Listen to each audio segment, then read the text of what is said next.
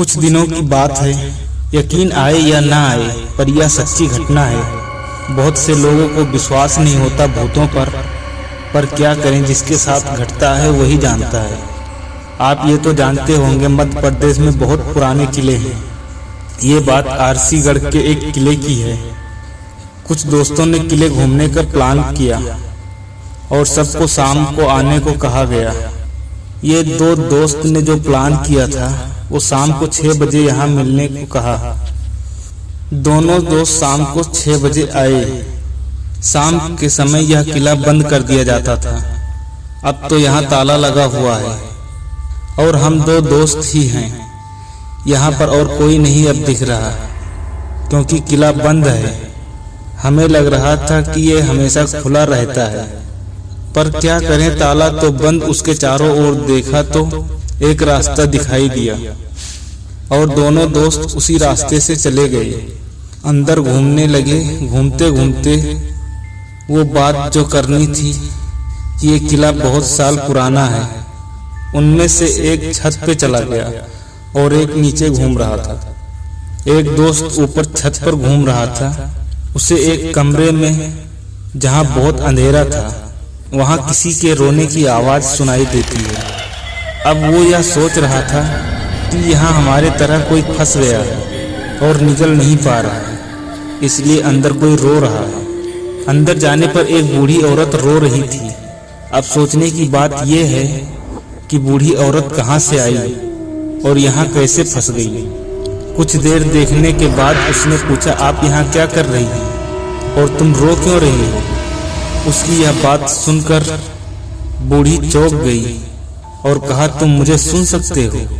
मैं सुन ही नहीं बल्कि देख सकता हूँ। समझ में तो आ गया कि ये कोई आम औरत नहीं है बल्कि कोई आत्मा है। वो डरावनी बिल्कुल भी नहीं थी, तो डर भी नहीं लग रहा था। अब सोचने की बात थी कि अब तक किसी ने इसे महसूस क्यों नहीं किया। बूढ़ी औरत ने अपने पास बुलाया और कहा, तुम्हें कोई नुकसान नहीं होगा, तुम्हें डरने की कोई जरूरत नहीं है। बहुत साल हो गए मुझे आवाज लगाते हुए, पर किसी ने अभी तक मुझे नहीं सुना। तुम ही हो जिसने पहली बार मुझे देखा और सुना। बूढ़ी औरत ने कहा, मेरा नाम इंदुमती है, यहाँ के राजा की छोटी रानी हूँ। एक दिन बड़ी रानी ने मुझे धोखे से विष दे दिया और इस बात की खबर राजा को इस प्रकार दे दी कि रानी की मृत्यु सांप काटने से हो गई है। राजा को कभी पता नहीं चला कि उस दिन क्या हुआ था, और आज इतने साल बाद तुमने मेरी आवाज सुनी और मैं तुम्हारी बहुत आभारी हूँ। ये सब सुनकर दोस्त के रोंगटे खड़े हो रहे थे और डर भी बढ़ता जा रहा था। उसकी बात सुनकर और कुछ नहीं, बूढ़ी औरत ने कहा, यह राज बताने के लिए अभी तक जिंदा हूँ, शायद अब मुक्ति मिल जाएगी।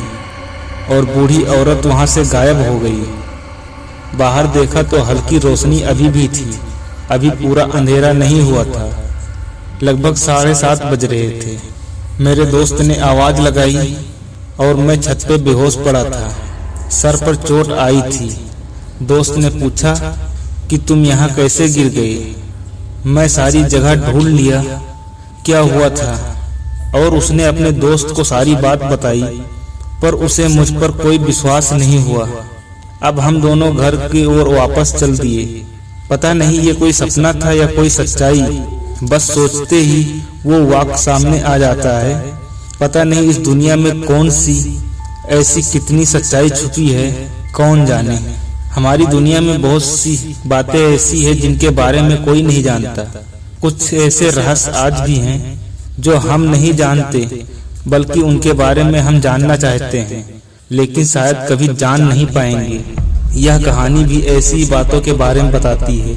अगर आपको यह कहानी पसंद आई तो शेयर जरूर करें और चैनल को सब्सक्राइब करना ना भूलें। धन्यवाद।